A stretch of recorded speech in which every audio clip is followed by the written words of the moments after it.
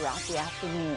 But developing now, while many drivers, hey, you go and you see the gas prices are dropping, that feels good, right? But in Houston, where energy is king, it may not be all good news for us. So let's talk about that. Here with more on what the drop in prices means for our economy, the drop in oil prices, how lawmakers in Austin are handling the issue, is political analyst Dallas Jones. Thanks for coming in this morning. Good morning. How are you? I'm doing well, and I do feel good when I go out. I fill up my car, not quite as expensive, but there are some bigger ramifications for jobs in our state. Absolutely. People are dancing at the pumps about the prices being cut in half.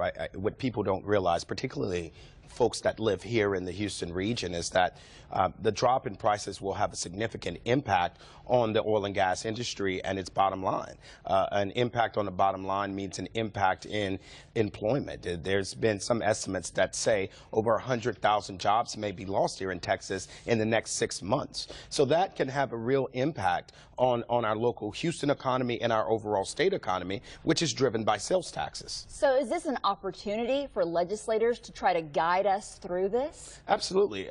As the legislature will convene on Tuesday, the drop in gas prices will have a huge effect on what the agenda is.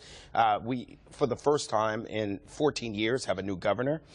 We have a new lieutenant governor going in, and there have been some campaign promises made, such as dropping or cutting taxes. Well, they're going to have to rethink some of those things once they realize what the impact of the drop in oil prices is going to have on our overall state revenue over the next 2 years. So the possibility that some of the money may not be in our coffers in order to do that. And when you think about this, is there something you can do for job creation to try to counterbalance what's happening in the energy industry? Well, it's not as dire as the oil bust of the 80s. The base of our revenue has diversified more. Our economy is not as dependent on crude oil for revenue. However, we'll have to make sure that the remaining of the industry in the state stays strong, that they're passing tax incentives and things that are going to spur job creation and an increase in corporate movement around our state.